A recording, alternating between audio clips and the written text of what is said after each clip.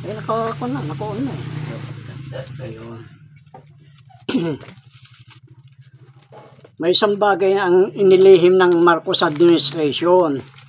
Ito yung pagtanggap ng tulong pinansyal mula sa China.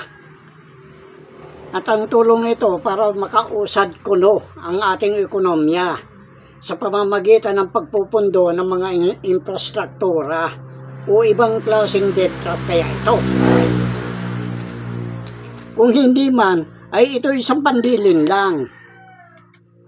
Alalahanin natin, ang bayan ay inaangkin ng China. Isipin na lang ninyo, ang naging kwan dito si Duterte. Nag-jitsiki pa ba din yung bugok na yun na sinabi niya kahit isang pulgada ng lupa ay paglalaban niya. Pero yung desisyon ng UNCLOS, itinapon niya parang isang kaprasong papel na dapat itapon yan. Kaya yan, bugok na yan. Nako, mabuti pa nga. Ang alam ko, hindi na yan ang tunay na Duterte. Tama lang yung kwan na yan. Mamatay na siya. Mabulok na siya. Pero yun, nandoon sa kwan, sahig, clone lang yun. Yung tunay na Duterte, alam ko, patay na yan. Yan, clone na yan ay si General Hermogenes Esperon. Alalahanin natin, ang bayan inaangkin ng China. Yan ang sabi ko. Sapagkat binenta tayo ng bugok na Duterte. Yung mga Duterte na yan, talagang mga ulul yan eh. Sa halagang 2 bilyon dolyar. Yan ba ang turo ng spiritual advisor ni Duterte? Hindi si Kibuloy ang spiritual advisor ng ulol na Duterte. Kundi isang maharlikang general. Ang kanyang pangalan ay General Villacorta. Isang iglesia yan. Palibhasa natatakot na sila malaman ng katotohanan.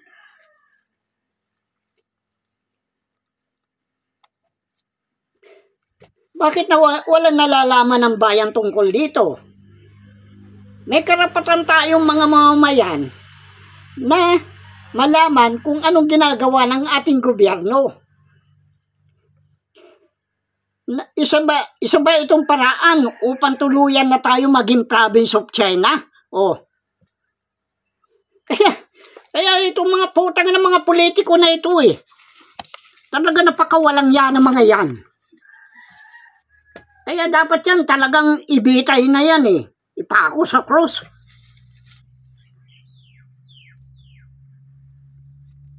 May mas malalim na dahilan kung bakit tinanggap ng bugok na BBM ang alok ng China na sila magpupundo sa mga infrastruktura sa ating bansa. Saan ba yung mga kinurakot niya sa iba't ibang ahensya ng gobyerno? Tapos pagtatanggol na itong putang ng mga military na inutil. Hindi ba nga inutil kayo? Pagtatanggol ninyo? Kaya pagpunta ko dyan, sinasabi ko, baka mawalan kayo ng diwa. Kaya mag-ingat kayo sa akin.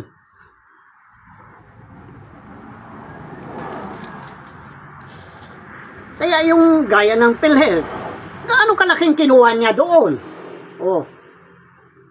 In-spoil kayo ng mga Marcos at saka Duterte, tinaasan sahod nyo.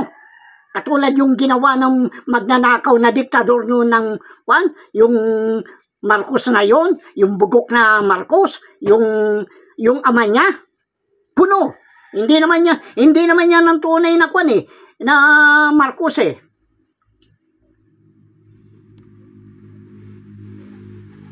Kaya sa Land Bank, sa Development Bank of the Philippines, magkano nakuha?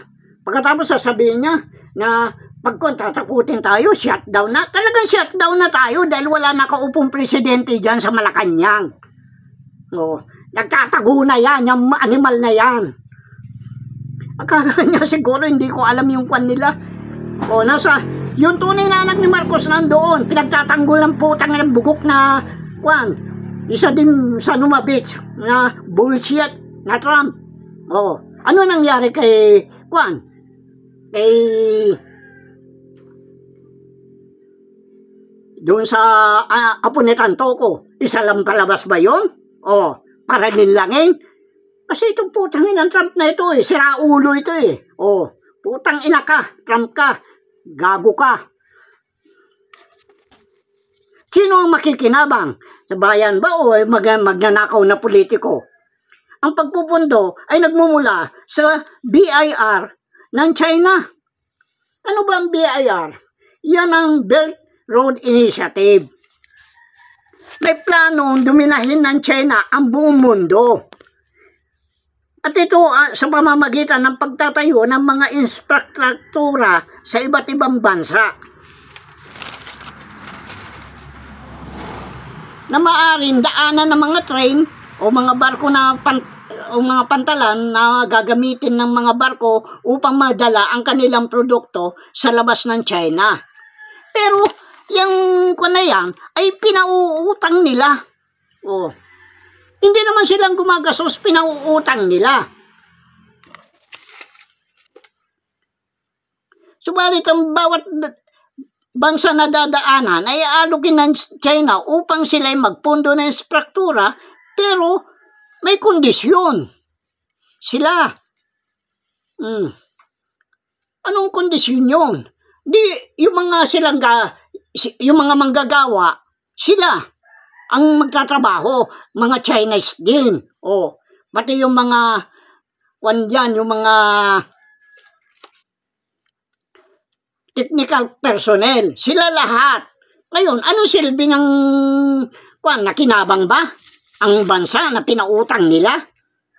Bukod pa sa napakataas na porsyento, 10%. Kaya napakahirap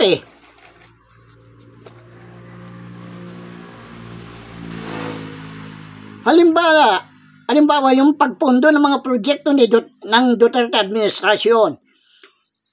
Ito'y nagkakahalaga ng 30 bilyon.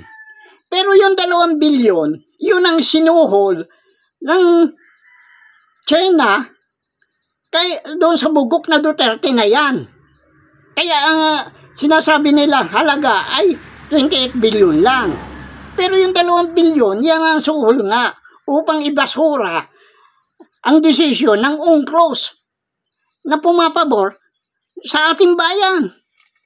Pagkatapos pagtatanggol ninyo, kaya nga sabi ko kayong mga hindi kayo kasali dito. Kayong mga Marcos, hindi kayo kasali dito. Sa biyayang, banal yan kung banal, bakit natin bababuyin?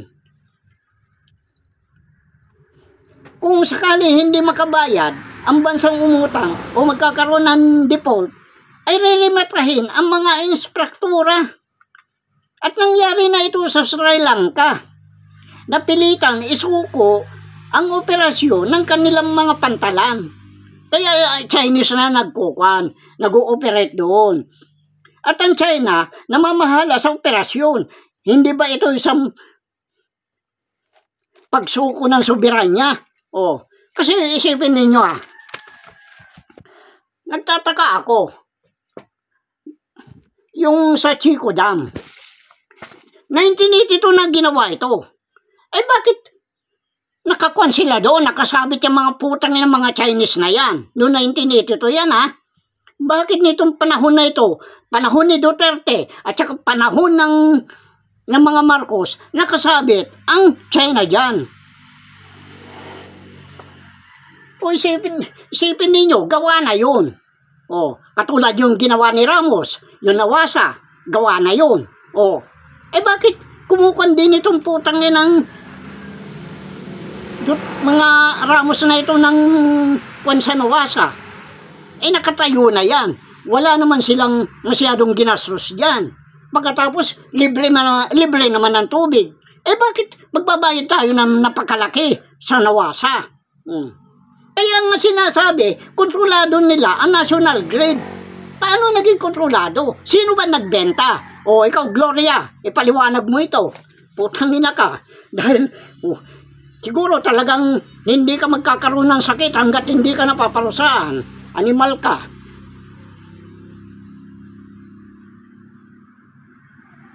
Paano na pa, yun na nga, yung sa mga national grid, nagkaroon na sila ng share eh. 60%. Samantala dapat yan, 40 sa kanila. Nakatayo na yan. Bakit magkakaroon sila ng share? Hindi naman sila gumastos yan. Isipin ninyo ang ginagawa ng dalawang bugok na yan, Duterte at saka Marcos. Sa tulong ng animal na Gloria, ang liit na babae. Pero kaya mo nga ilagay sa bulsita yan eh. Yung putang ng Gloria kay Jamie na yan eh. Ngayon, yung yung party list niya, LPGMA, linilin lang kayo. Papayag ba kayo? Pagkatapos, yun na nga ang nangyari dyan, na paano na pa sa kanila yan? Pinagpatuloy, palibasay, mga kurap, mga magnanakaw, yung mga pamilya Duterte at pamilya Marcos, mga magnanakaw, pusakal na magnanakaw, mga salot sa bayan. Sinasabi ko na lang sa inyo, mga salot yan.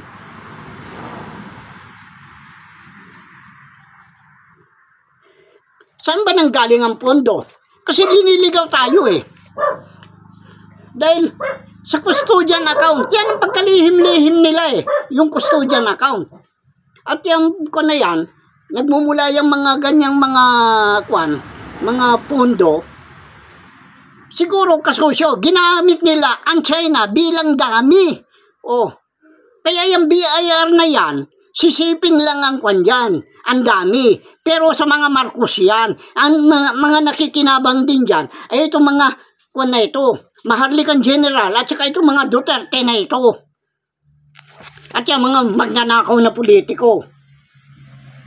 Kasi, 2014, no, nag-imprenta ang Bangko Sentral ng dollar. Bakit mag-i-imprenta? Hindi naman natin currency niyan, hindi natin pananalapi yan. Ang pananalapi natin piso. Bakit mag-i-imprenta sila ng dollar? Yan ang nila para iligaw. Para hindi malaman yung custodian account na yan na nakalagak sa Belgium. Kaya siguro nila hindi ko mahuhuli itong mga ganitong nila eh. Napakalaking pera. Kung 40 billion. Kaya nga nagtataka ako eh. Paano sila nagkaroon ng mga treasury note? Hindi naman sila kasama sa gera nung panahon na yun. Yung World War II. Hindi kasama yung mga yan. Yung bugok na mga inchik na yan. Hindi naman siguro ikinwan yan ng Central Bank of the Philippines, yung mga treasury note sa mga inchik. Paano nagkaroon ng treasury ban? Yung butangin ng mga shipping na yan. Kaya nga, ang nagbigay niyan, yung Marcos. Ngantakin mo, 40 trillion ang puhunan. Ngayon, yung sa 40 trillion, ewan ko kung gaano yung hulog pa ng mga third world countries, napupunta pa sa China. Imbes na tayo makinabang. Wala tayong pakinabang. Mga tayo. Kaya ang putang na yan, ang pinagkukuhan ko lang, bakit galit na galit ang mga Marcos sa mga mahirap? Siguro, pag nalaman ng katotohanan, ay dyan na magagalit ang taong bayan sa kanila. Kaya yan ang, kung maaari, ilugmok ng ilugmok. Lahat ng Pilipino na mahihirap. Kaya ang turing nila sa ating patay gutom.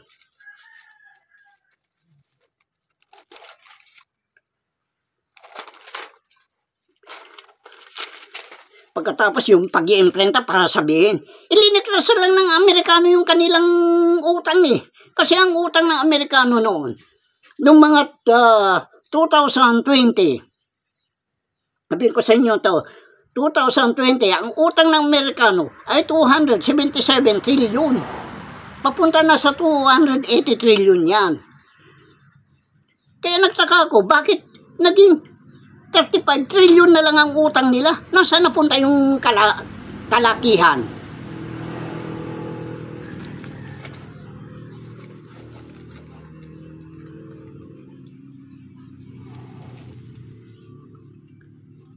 Ang pinaka-plantilla kasi ng kwan ng China itong Silk Road eh.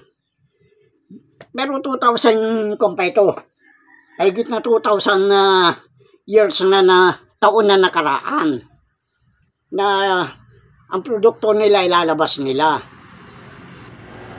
At yan ibinatay ni Marcos, yung magnanakaw, yung matandang Marcos na magnanakaw, yung nagnakaw ng war damage na ibinayad ng Hapon, yung na idiniposito niya sa UBS. Yan ang kwan dyan eh. Diyan siya nakabatay sa Silk Road. Oh. Dahil may mga produkto na sila noon, gusto nilang labas. Pero nung nagkuhan sila ng Kumintang, naglaban sila ng Kumintang at saka itong CCP, natalo ang Kumintang, hindi na natuloy yan. Pero yan ang binuhay ng bugok na diktador. Oh. Diktador na Marcos na magnanakaw, na salot na mga Marcos. Yan ang naging kwan yan. Na dahil nga dyan sa mga kwan na yan, yung kasi ang gusto niya, titingalain ang pangalan Marcos sa buong mundo. Yan eh. Gusto niya katulad ng Rothschild yan. Oh. Kaya nga salot yan eh. Yung mga Marcos na yan eh. Pati yung Duterte, mga salot yan. Lalo na yung kasama na yung mga kwan dyan. Sina Gloria, sina Ramos. Yan ang mga salot. Kasi, isipin na lang natin ito. Ang ganitong uring plan, may tuturing isang mapaghangad. Na ang layunin ay muli may tayo ang mga modernong highway na dadaan sa mga gubat, disyerto. Oh, ito ang Bridge Road Initiative na pinakamalaking instruktura sa kasaysayan ng mundo na nasimula noong 2013. Paano, saan kumuha ng pera? Yan ang sinasabi ko. Saan kumuha ng pera? Yung mga putang ng mga inchik na yan. Oh. Kung hindi yan binigay ni Marcos, yung putang ng diktador na magnanakaw na yan. Yung kung na yan, yung mga treasury note. Kasi nung kung na yan, ayaw ng emperor ng Japan. Kaya pinadal nung yung central bank dito nung January 3, 1949, lahat pinadala. Pero yung mga may mga nag-iwan din ng mga ibang treasury note. Ito nga yung mga yakuza. Oh. Kaya nga nagkaroon ng anak si Marcos sa Japan. Ang pangalan, Michiko, na inaso-aso naman ng mga yakuza sa emperor ng Japan. Oh. Pagkatapos, kaya yun na anak nila ngayon, yun ang emperor ng Japan. Ang kwan nito, ang gulo-gulo nitong Shima scandal in the family. Oh, talaga. Dahil ina, ama, nakikiapid. Oh, sa ibang mga tao. Gaya ni Imelda, maraming kwan. Isa na yung mantaki mo, pinagtayupan niya ng bahay si George Hamilton. Oh.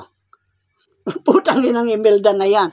O si Marcos naman, ang daming kabit. Kaya, sabi niya, maraming anak. Maali nga.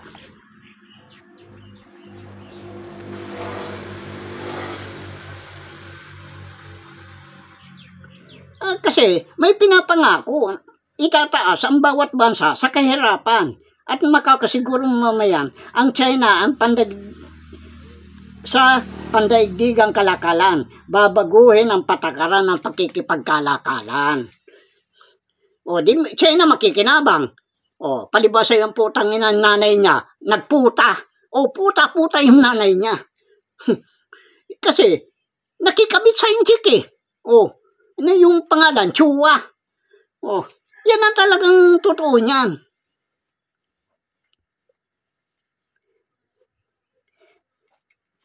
Hindi nasisiping ang kwan yan. Kaya nagkukuan na sila. Wala na sisiping.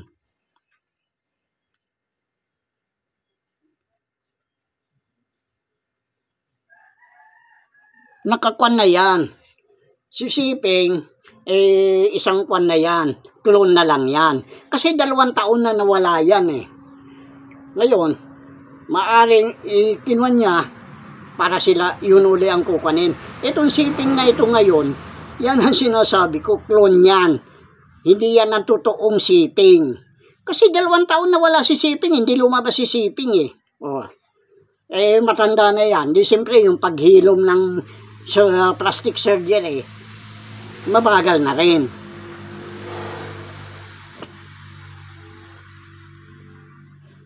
Kaya, dahil dyan, nung ikinuhan ko nga yung, tinatanong ko yung mga ginto doon sa China, nag-umpisa dyan na binuli tayo ng China. Dahil, balak nilang angkinin na yan, mga kayamanan na yan. Ayaw nilang malanta ng katotohanan na yan. Si Marcos ang nagpundo ng Bridge Road Initiative na bilang dami account lang ng yan Siping account, yan si Siping. Pero nakinabang sila dahil nga dyan sa kwan na yan.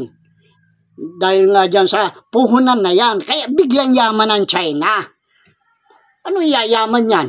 Oh, closed door policy lang yan noon. Na sila lang ang paninda nila, umiikot lang sa kanilang lugar. Hindi sila nagbebenta sa labas ng bansa, hindi rin sila bumibili. At dahil yan sa pagpondo na yan, ng putang ng diktador na magdanako na Marcos, nakinabang ng China, na lumaki naman ang ulo, pati tayo na pinanggalingan ng pagyaman nila, binubuli tayo. Yan ang mga kwan dyan. Kaya pati Marcos hindi kumikibo.